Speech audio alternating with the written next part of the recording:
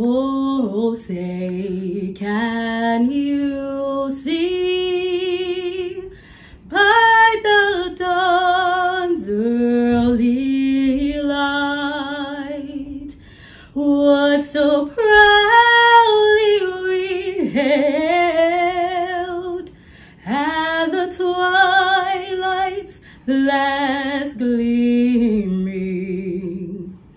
whose broad stripes and bright stars through the perilous fight o'er the ramparts we watched were so gallantly streaming, and the rockets red glare, the bombs bursting in air, gave proof through the night that our flag was still there. Oh, say does that star-spangled banner yet wave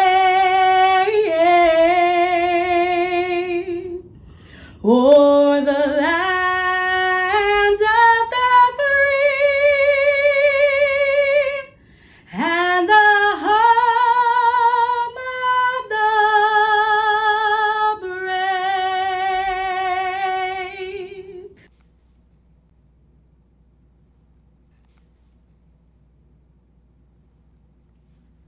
Hello, I'm Paul Pastorek, President of the University of Arizona Global Campus. For the faculty and staff of our university, commencement is a very emotional and exciting time. Each year, our UAGC faculty and staff gather to celebrate the achievements of you, our graduates. Unfortunately, a year later, we are still navigating the COVID-19 pandemic, but on the upside, it is beginning to look more promising that we are recovering, which could mean an in-person graduation ceremony in the future. So this will be it for the present, and we appreciate you being with us today. We at the university are deeply saddened and disappointed that we couldn't join together with you face-to-face in person and with your loved ones to celebrate your achievements in person. But we are going to enjoy ourselves with you via this means. When we had to go virtual in spring 2020, we didn't design it to replace commencement, but we hope that you are feeling celebrated in your accomplishments. Typically, the spring commencement ceremonies usually bring about 1,500 graduates together in person. One of the benefits of a virtual commencement is that we get the opportunity to celebrate with all 7,200 graduates of the University of Arizona Global Campus, which we are very excited about.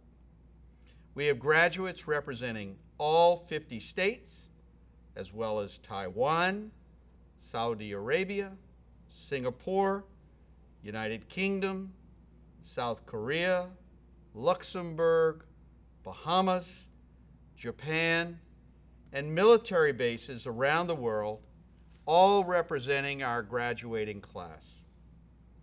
Welcome, everyone. We are so glad you are joining us today. Let's have some fun. Let's interact. And on the right side of the website, you'll see a chat bar. Please use it throughout the ceremony to exchange congratulatory messages to your classmates, to your faculty, your family, and your friends. Let's also share photos of you celebrating this achievement on our social media platform linked on the website and using our hashtag UAGC Grad21. UAGC GRAD 21. Today we wanted to recognize you, to honor your drive and perseverance, your tenacity, and your courage, your wearing many hats while keeping it all together, juggling act.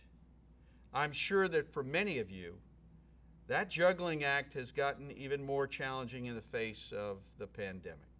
But you have persevered, and we are excited about that. I would like to say thank you for your perseverance. Thank you for choosing the University of Arizona Global Campus and for being such an important part of the UAGC community. We value you. We celebrate your achievement. Today you will be hearing from Dr. Navine Megahed, Chair of the Board of Directors. You will also hear from the university's Provost and Dean of the College of Arts and Sciences, Dr. Iris Lafferty, and the Executive Dean of the Forbes School of Business and Technology, Robert Dougherty. In addition, we are excited to welcome Daniel Doc Jacobs, your commencement keynote speaker, who will share some words of congratulations and words of wisdom as you begin the next chapter of your journey. It is my hope that all of you together, with close friends and family celebrating with you, enjoy the celebration of achieving what you have accomplished today, and that you have taken a moment to explore the graduation website for opportunities to exchange your excitement and also for opportunities to look forward to your future. I also hope that many of you could participate in the graduation fair last week leading to this very special day. The graduation website includes the personalized stage clips and special recognition videos you submitted and the content acknowledging distinct groups of students. I would like to take a moment to acknowledge one of those distinct groups of graduates at this time. For more than 200 years, the members of our armed forces have protected us and allowed us and our country to grow and thrive. These men and women have given devoted service and made personal sacrifices. Too many have made the ultimate sacrifice to protect our country, secure our freedoms, and safeguard the rights we enjoy. The University of Arizona Global Campus is proud of all of our students and faculty members, but especially those who represent all branches of the military in this graduating class. It is our privilege to honor over 2,000 graduating military students and student veterans. Thank you for your service. Now I would like to turn it over to Dr. Navine Megahed, Chair of the Board of Directors, who brings greetings from our university's Board of Directors. President Pastorek, honored guests, faculty and staff, parents, friends, and especially the class of 2021. I bring you greetings and warm congratulations from the University of Arizona Global Campus Board of Directors.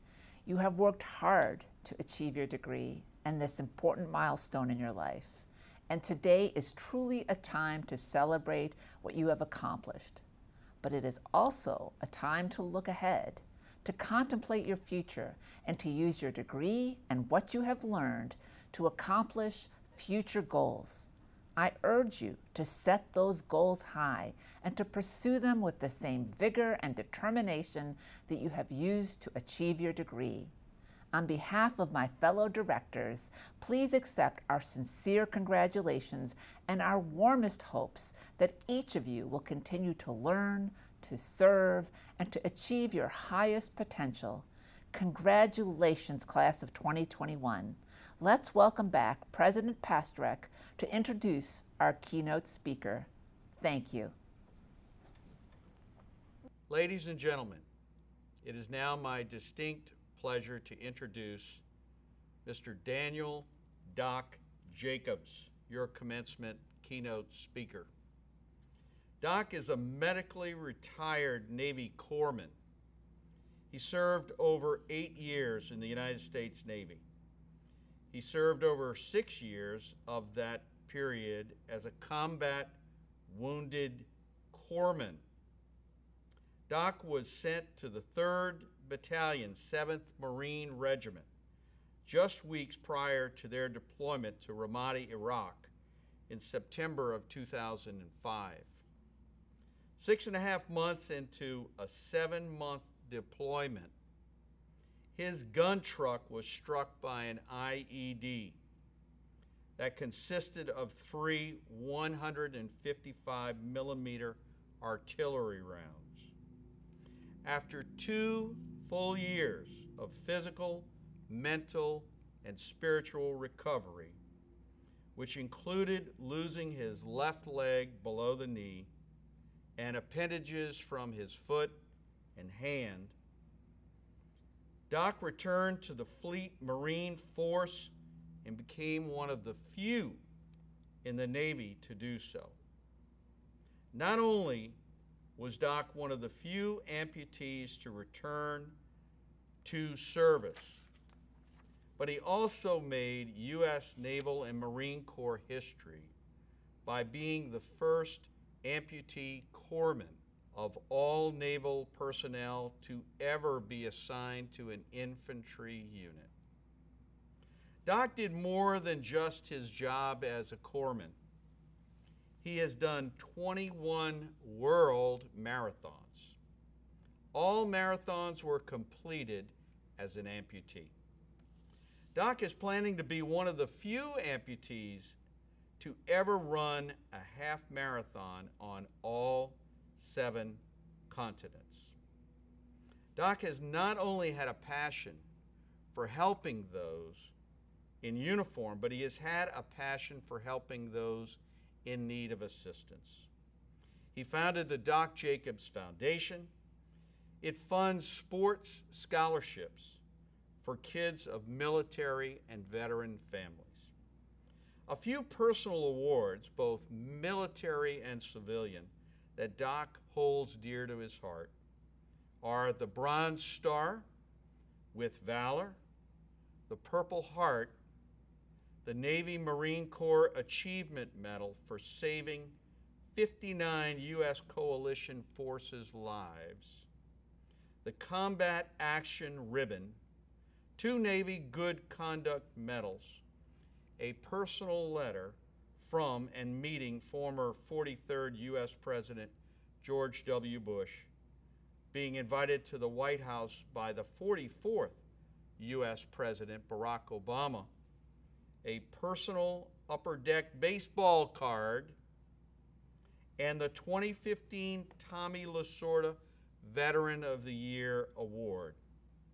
In recognition for his outstanding service to both the nation and the community, the city of San Diego has recognized him by making November 17th Doc Jacobs Day. We are honored to have you, Doc, as our keynote speaker. Greetings and welcome, everyone. I want to start by thanking the university, the executive dean, university president, interim provost, distinguished guests, faculty, and you graduates. Even before my introduction, I might say a word of congratulations like, wow.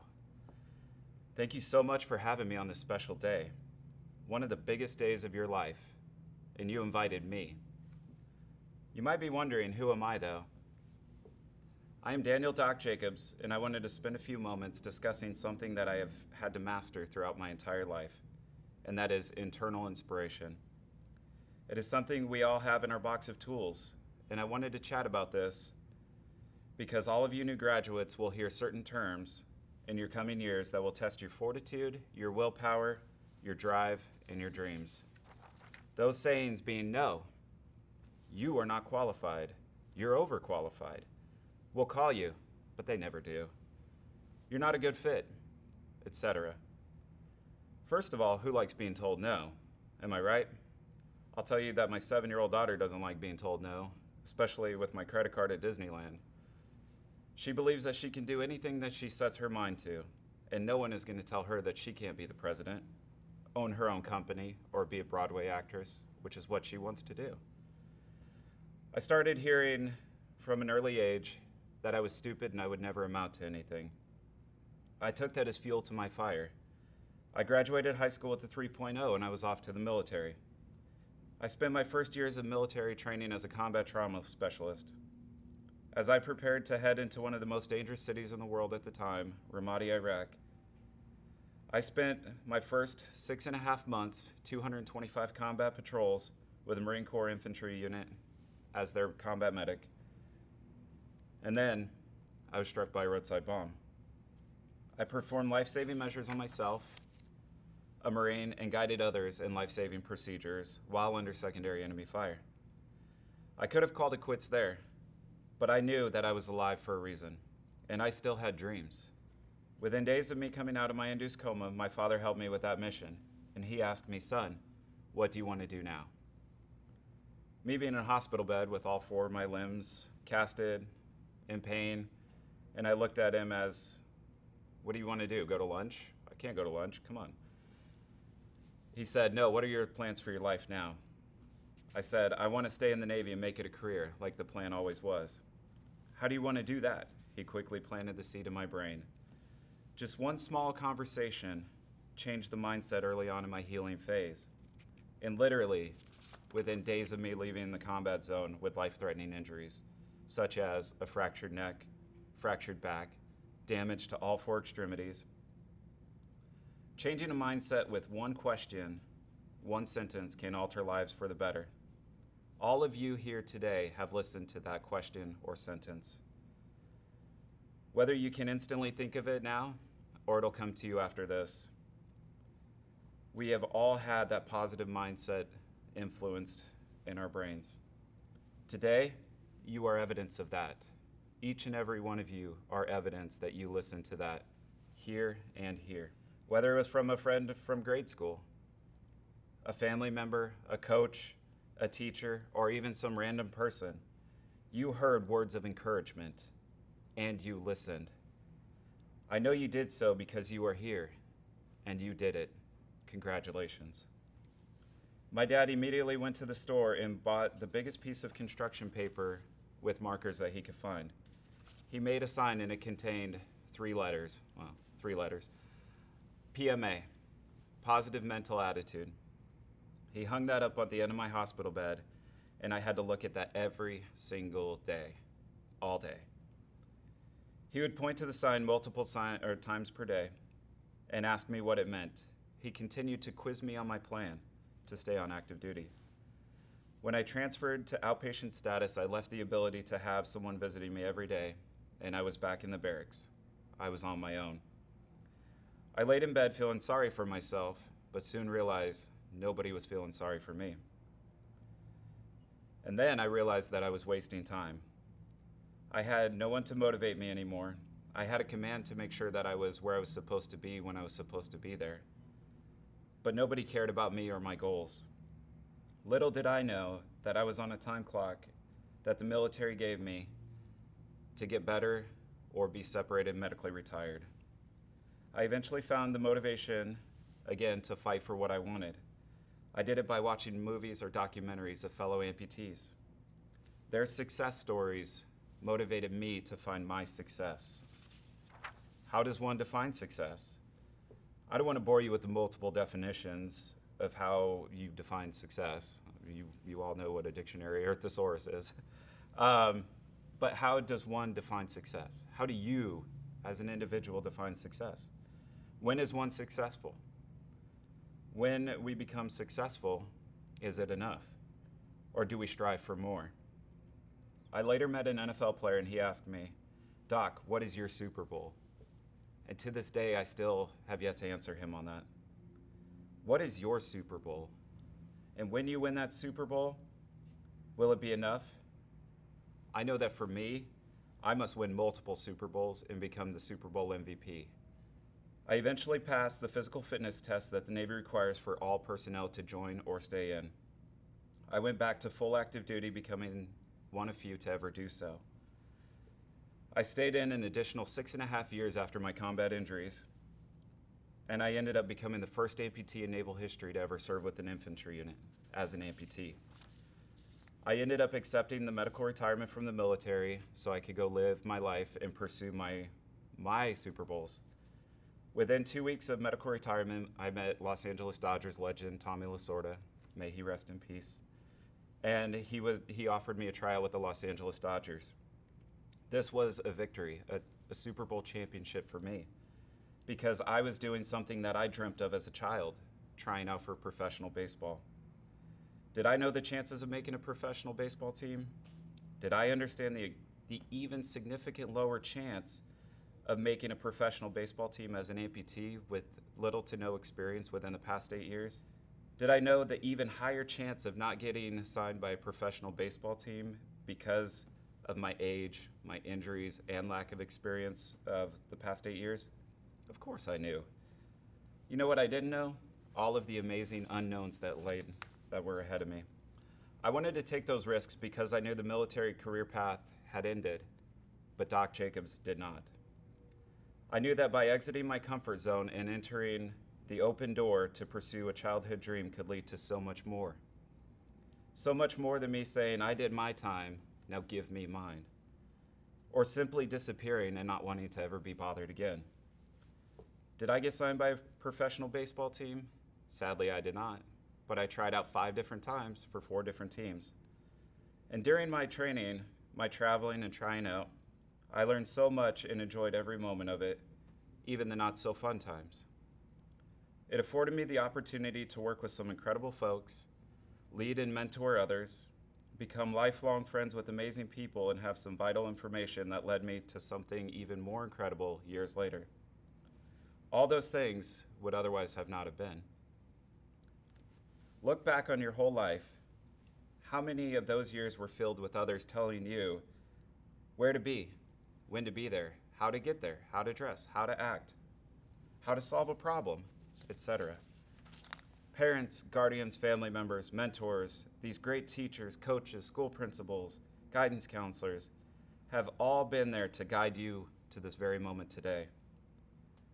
Now, you more than likely won't have that, but you'll go on into careers, parenthood, and go on to be great mentors for the generations after you. It will be hard to not have that guidance influencing you every day. You will have the wisdom and muscle memory that led you to be to the success that you are today, though.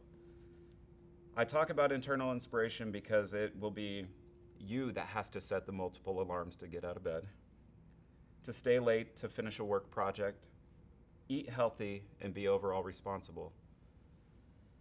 You all have the abilities to win multiple Super Bowls, and every single one of you here today has proven that. And even some years, just make it to the playoffs as a wild card spot is still a victory. But know this, every day that you wake up, you already have success flowing through your veins. When I was a kid, I hated to read. I would fall asleep within the first few pages of a book. I never envisioned myself being an author. Well, I hated to read. Why would I write something that I hated? I went through hell and back throughout my life and have been told many times to share my story. I listened to that guidance. After 10 years of writing and doubting myself and my story, I completed my autobiography.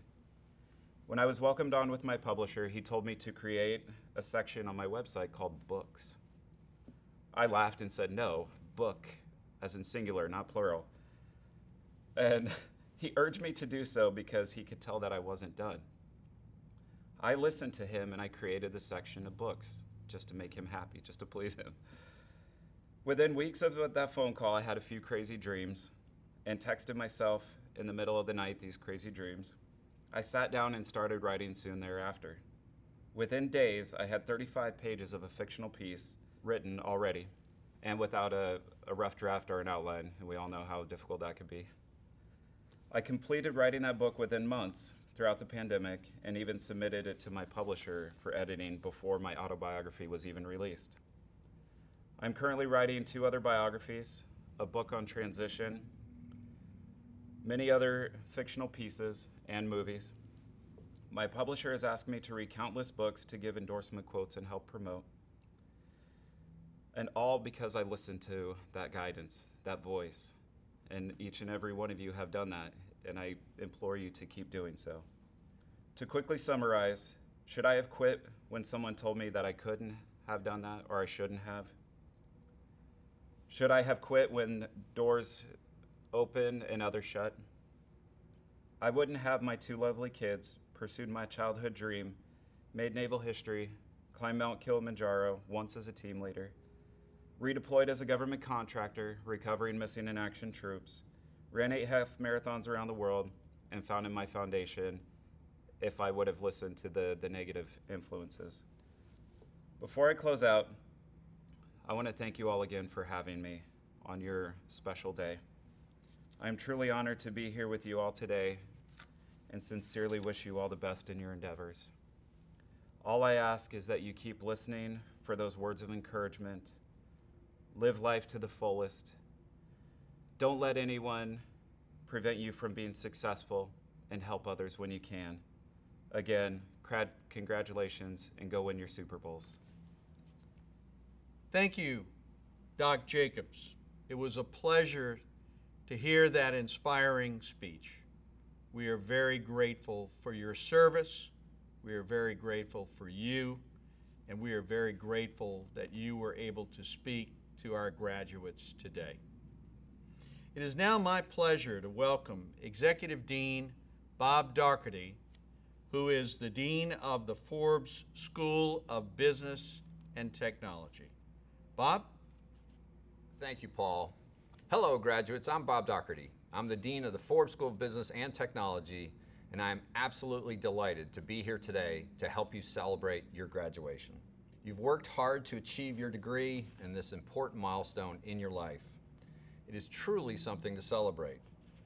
It is also a time to look ahead, to contemplate your future, and to use your degree to take what you have learned to accomplish your future goals.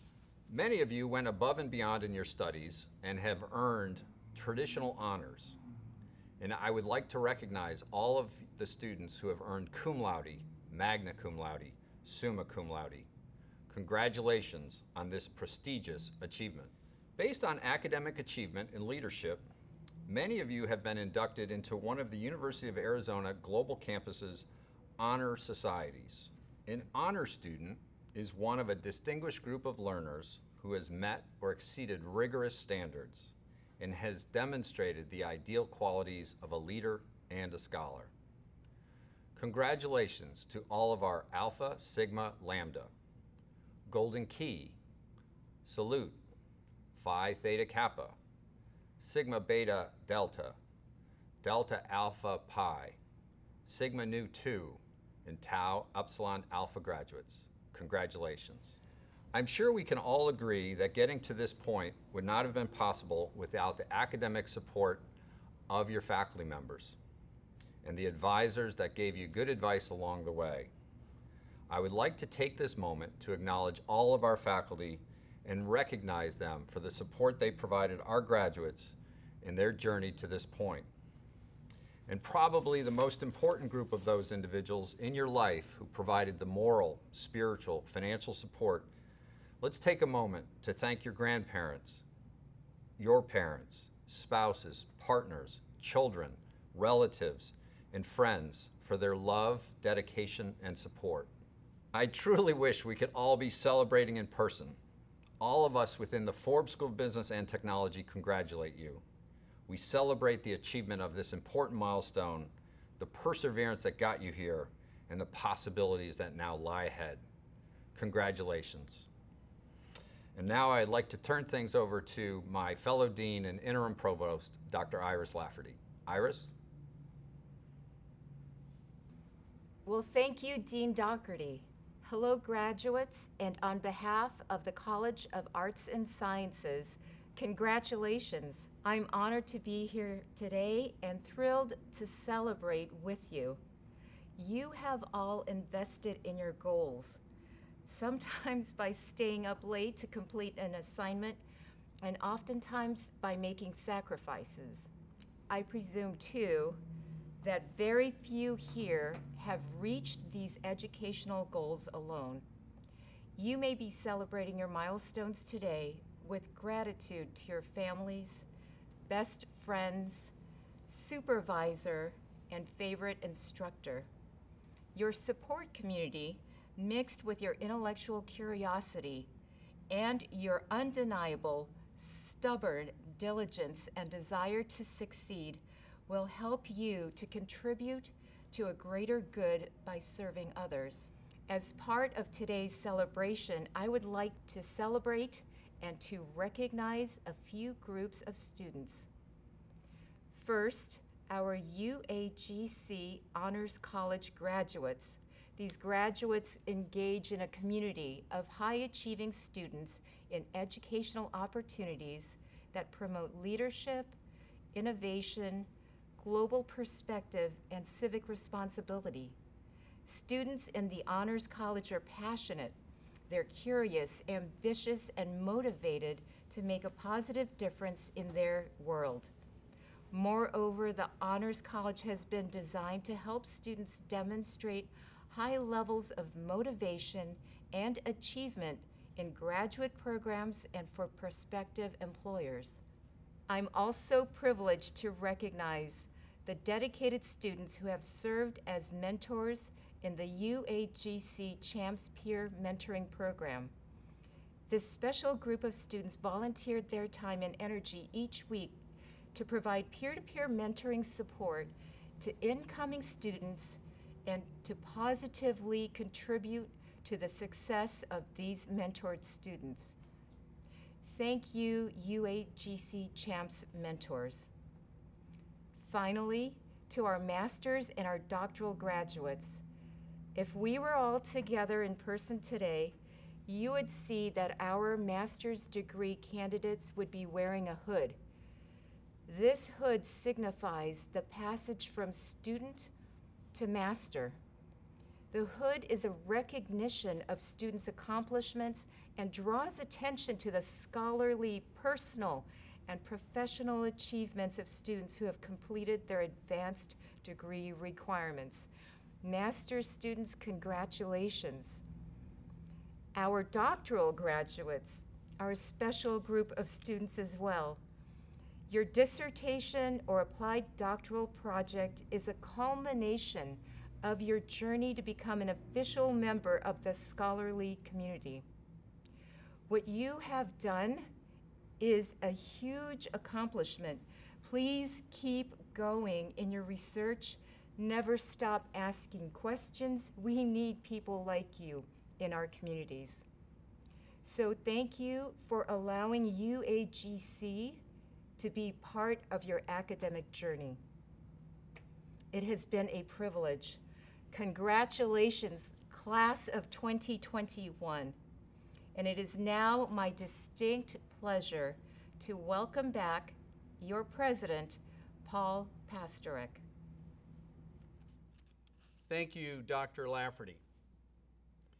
If you will indulge me, although we are not together in the same room, I would like to ask all of our doctoral, master's, baccalaureate, and associate degree candidates who are with us today to please rise or otherwise acknowledge your presence wherever you may be watching and celebrating this big moment.